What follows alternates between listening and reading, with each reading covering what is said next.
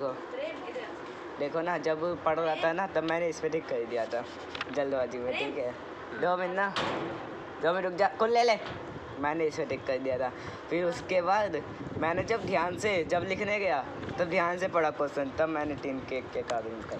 तभी तो लगा मूड के कारण है। मूड के कारण इसमें था, मैं घमंडों में भरा ऐठा हुआ, एक दिन जब था मुंडेरे पर खड़ा, अचानक दूर से उड़ता हुआ, एक तिनका आँख में मेरी पड़ा, मैं झिझक उठा हुआ बेचैन सा, लाल होकर आँख भी दुखने लगी, मूंठ देने लगे लोग कपड़े की आगे, ऐठ बेचारी दबे पाँव भागी, कवि किसके कारण बेचैन हो गया? तिनके के कारण। कवि किसके कारण? अच्छा, ये कवि खड़ा था भाई साहब। तिनके के कारण। कवि किसके कारण बेचैन हो गया? तिनके के कारण। तिनके के कारण। लोगों के कारण नहीं, अंधेरे के कारण नहीं। अबे सवाल है, इसमें इतना पढ़ के बता दिया तो भाई अब ले कवि क्यों बेचैन हुआ?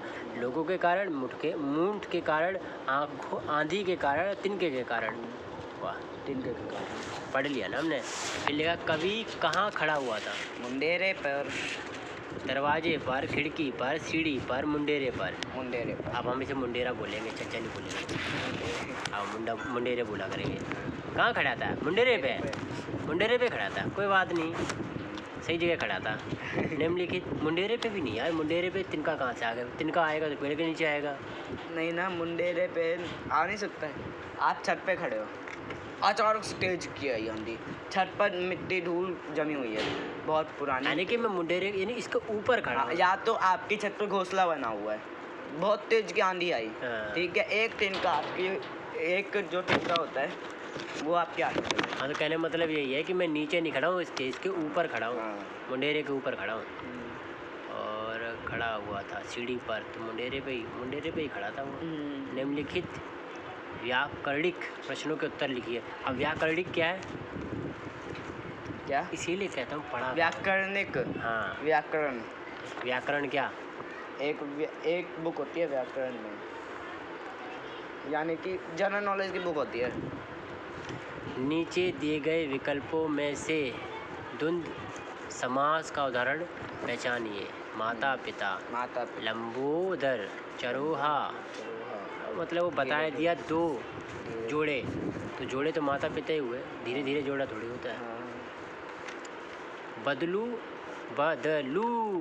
सुंदर चूड़ियाँ बनाता था। रेखांकित विशेषण शब्द का भेद पहचानिए। अब ये बताइए मुझे, गुणवाचक। ये गुणवाचक क्या होता है? हाँ, तो मैं वही तो पूछ रहा हूँ, गुणवाचक क्या होता है? गुणवाचक विशेषण यानी कि वो किसी एक चीज़ का गुण बता रहा है, वो बदलू का गुण बता रहा है। जैसे बदलू सुंदर चूड़ियाँ बनाता था, तो वो गुण बताया ना उसने कि गुण है उसका। अच्छा, गुणवाचक विशेषण का मतलब है कि किसी भी चीज़ का गुण बनाना, जैसे कि गुणगान करना। हाँ, जैसे कि आपका गुण बताता हूँ मैं। भैया बहुत ही ज्ञान की बातें करते हैं, तो ये आपका गुण हो गया, गुणवाचक आ गया। हाँ। निम्नलिखित शब्दों में से ये मुझे आया नहीं था, तो मैं कुछ भी शब्द को पहचानिए। तो यही तो दिक्कत है, तेरे को क्यों नहीं मालूम? तत्सम, तत्सम, सर्च मार। तत्सम क्या होता है? अब तत्सम तो पता ही नहीं मेरे को, तब तो मैं ऑप्शन दूँ, 4 ऑप्शन है। तत्सम क्या होता है? तत्सम शब्द को पहचानिए। आया? तत्सम शब्द वे शब्द होते हैं जो संस्कृत से हिंदी में बिना किसी बदलाव के ज्यों के त्यों लिए गए हैं। अच्छा। अग्नि, कर्ण, यम, हस्त। अग्नि में तुक्के में सही मार के आया हूँ। हाँ, मैं आ रहा हूँ। यानी कि अग्नि संस्कृत का ओरिजिनल है। हाँ, बदला हुआ नहीं। मैं सही मार के आया हूँ मैं। तो यानी कि तेरे इसके वजह से मैं चीज़ जान गया। तत्सम उसे कहते हैं जो शब्द लिया गया हो संस्कृत से, लेकिन उसे बदला ना गया हो। बदला नहीं, वो है अग्नि। दिए गए चिन्ह को क्या कहते हैं? देखो, दिया गया चिन्ह क्या है? Question mark. अबे अंग्रेजी शब्द है। अरे अंग्रेजी शब्द है, मैं चिन्ह बता रहा हूँ कौन सा है। हाँ। ठीक है, क्वेश्चन मार्क वो है। ठीक है, तो उसको बताना है हिंदी में क्या कहते हैं? प्रश्नवाचक चिन्ह। अगला फिर पढ़ते हैं। Question number 4। निम्नलिखित वाक्यांश को ध्यानपूर्वक पढ़िए और पूछे गए प्रश्नों के उत्तर दीजिए। बाद में पढ़ेंगे। रुक तो जा, तभी तो आंसर आएगा। अरे वो तो ढूंढ के रख लेता हूँ, मैं पढ़ता नहीं हूँ भाई, जरूरी है। बदलू मनिहार था, बदलू मनिहार था, चूड़ियाँ बनाना उसका पैतृक पेशा था और वास्तव में वह बहुत ही सुंदर चूड़ियाँ बनाता था। उसकी बनाई हुई चूड़ियों की खपत भी बहुत थी। उस गांव में तो सभी स्त्रियां उसकी बनाई हुई चूड़ियाँ पहनती ही थीं। आसपास के गांव के लोग भी उससे चूड़ियाँ ले जाते थे, परंतु वह कभी भी चूड़ियों को पैसों से बेचता न था। उसका अभी तक वस्तु विनिमय का तरीका था और लोग अनाज के बदले उससे चूड़ियाँ ले जाते थे। बदलू स्वभाव से बहुत सीधा था। अब आते सवाल, चूड़ियाँ बनाने वाले को क्या कहते हैं? 4 ऑप्शन। चूड़ियाँ बनाने वाले को क्या कहते हैं? पहले कुम्हार बोलते हैं क्या उसे? नहीं, हम तो इतना जानते हैं कि जो मिट्टी के बर्तन बनाते थे कुम्हार कहते हैं। और जो सोने का काम करता है सुनार कहते हैं। कहार क्या है? कहार क्या है? कहार सर्च मार। ओए, कहार किसे बोलते हैं? काम करना। कौन सा काम? भाई साहब, कौन सा काम? कोई सा भी काम, कोई भी काम, हाँ। कोई भी काम, कोई भी काम हो सकता है वो। नहीं, ये कहार वो नहीं होगा। तो सर्च कर। अच्छा बता, चूड़ी बनाने वाले को क्या कहते हैं? ये दोनों चूड़ी शब्द बनाने वाले को हाँ, क्या कहते हैं? यहाँ तो तेरे को वैसे नहीं पता चलेगा। तुक्का नहीं मारना है, पूरी डिटेल में चाहिए। चूड़ी बनाने वाले को कहार किसे कहते हैं? तुक्का नहीं मारना भाई। मनिहार। क्या? नहीं, ऐसे बात नहीं बनेगी। ये तुक्के नहीं मारने हैं। मनिहार होता है अरे क्या? यार रुक पहले जाओ बता। यार। कहार भारत, 2 मिनट रुकेगा। कहार भारत में गंगा क्षेत्र से निकला पालकी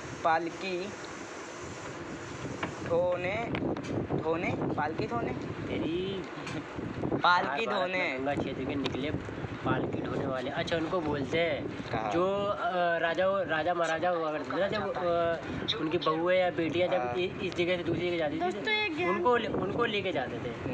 वो होते कहार। तो मनिहार चलते हैं, आगे चलते हैं। अब वो तो मनिहार हो। किट दे दूं।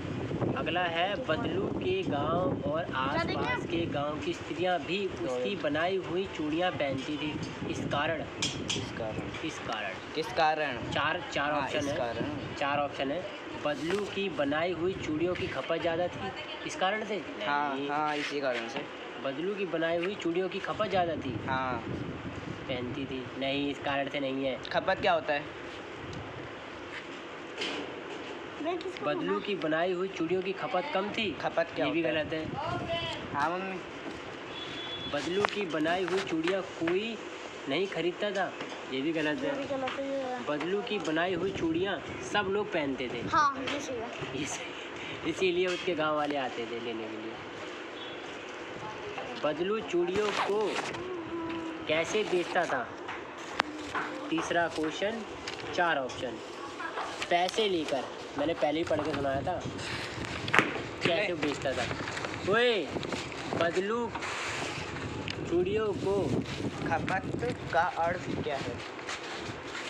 खपत का अर्थ छोड़ दे, तू मेरी बात सुन। खपने का भाव। बदलू चूड़ियों को कैसे बेचता था? मैंने पहले ही पढ़ के बताया कि बदलू 2 मिनट पहले इसका पहले इस पे मैं नहीं था। वो हो गया क्लियर। नहीं, मुझे बताओ इसका क्या बदलू है? की बनाई हुई चूड़ियों की खपत ज़्यादा थी, ये आंसर है। इसलिए भी नहीं पहनते थे। इसलिए पहनते थे। चल। अब पूछो क्यों? इसलिए नहीं पहनते ये थे। देखो इसमें भी बोला हो। कहाँ बोला है? ये देखो, हाँ, उसकी बनाई हुई चूड़ियों की खपत भी बहुत थी। उस गांव के लोग भी उससे चूड़ियाँ ले जाते थे, परंतु वह कभी भी चूड़ियों को पैसे से बेचता नहीं था। तो खपत बहुत थी, इसलिए तो वही है ना उसका मतलब, तो कि खपत ज़्यादा थी। अरे भाई, चूड़ियाँ सब लोग पहनते थे।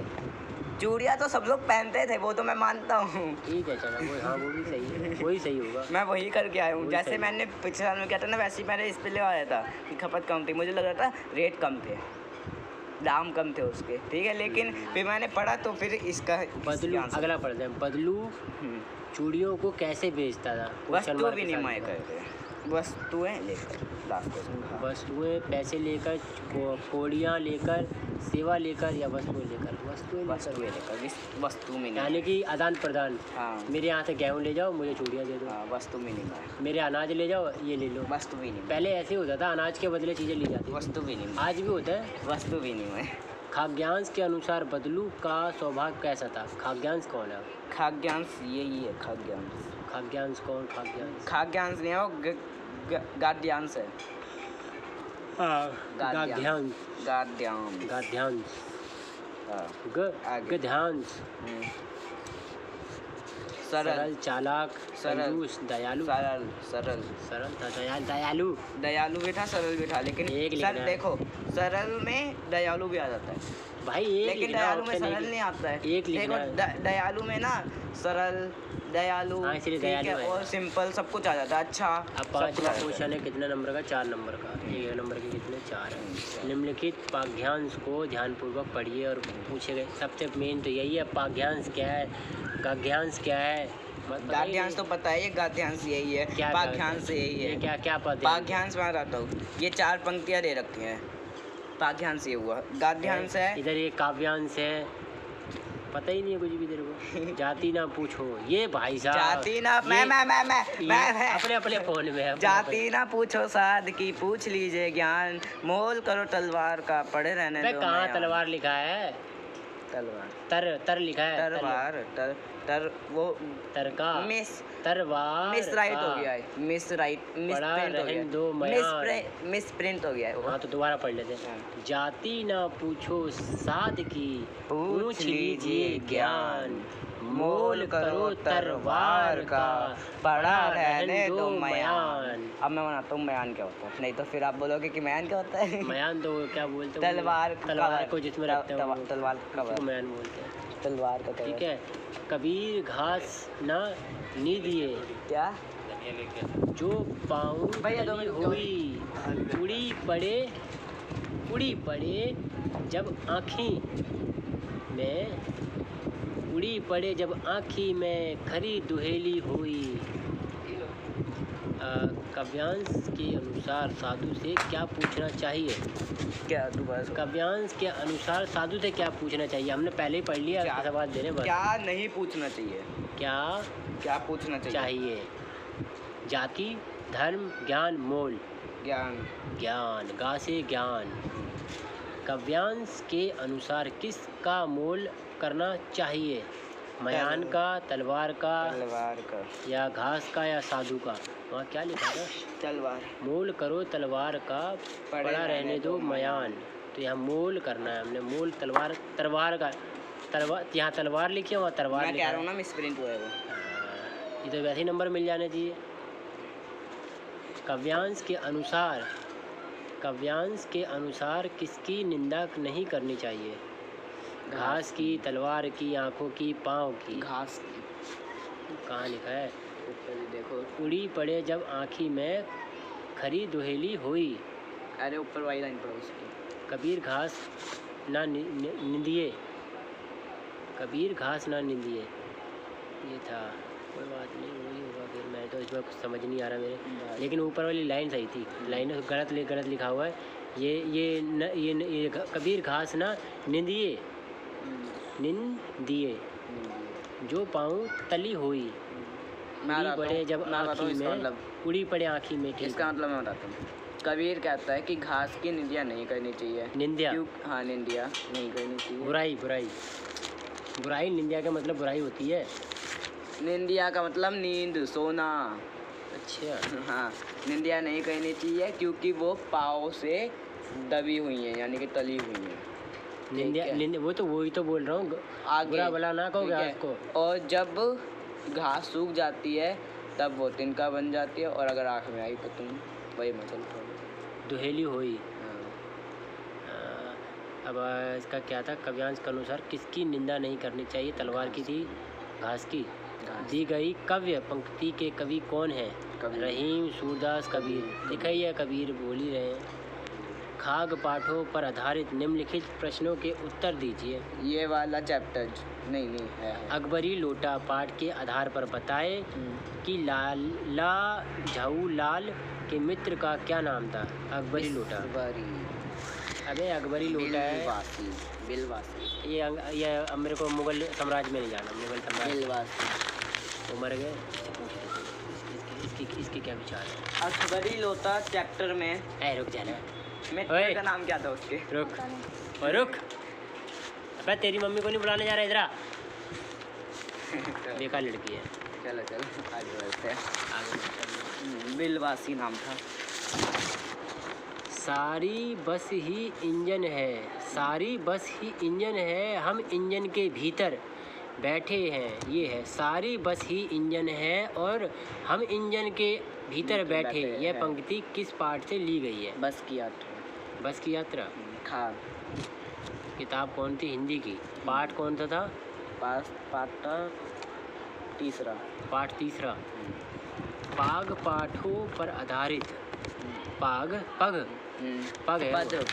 पद है कि पग है। पग है। पग पद पद पग पग हुआ पग। पग घाघड़ी। ठीक है पग। पग या पद तो नहीं हुआ पग। पग है। पग पाठों पर आधारित निम्नलिखित प्रश्नों का उत्तर दीजिए। कविता। भगवान के डाकिये के अनुसार एक देश की धरती दूसरे देश को क्या भेजती है। सुगंध। सुगंध। मिट्टी पौधे उपहार। बता। सुगंध। वो एक धरती दूसरी धरती को तुरंत भेजती है। सुगंध उपहार। भगवान के डाकिये के अनुसार से भगवान के डाकिये के अनुसार उपहार भेजती है। तो तूने तुक्का मार के लिखा है। ये तुक्का मार के आंसर दे के आया। फिर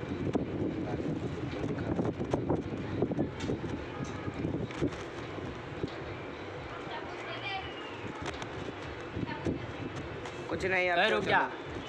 कविता ठीक है।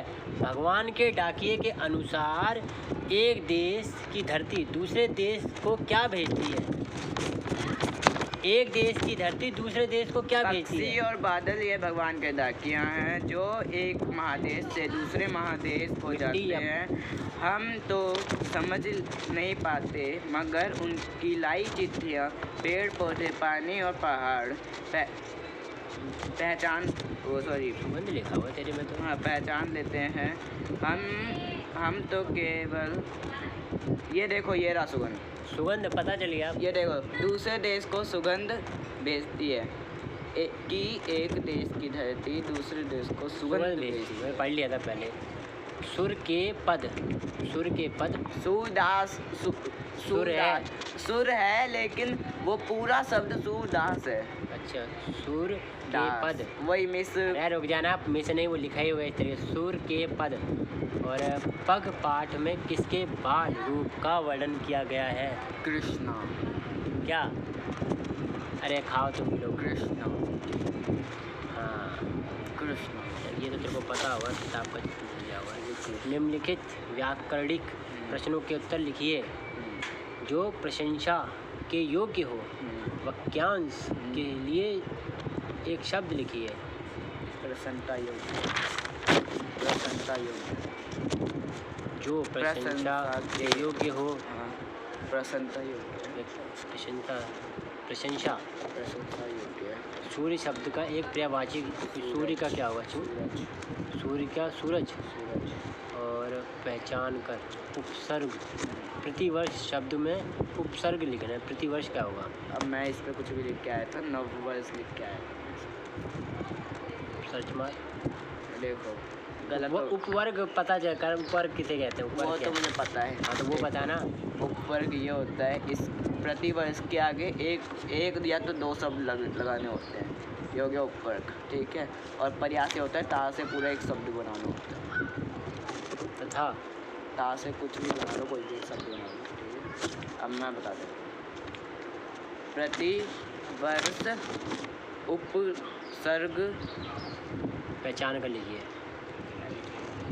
वो आ देगा। ये देखो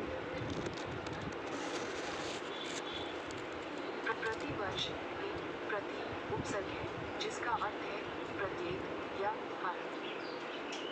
उदाहरण 1 प्रति जोड़ वर्ष इक्वल्स प्रतिवर्ष प्रत्येक वर्ष।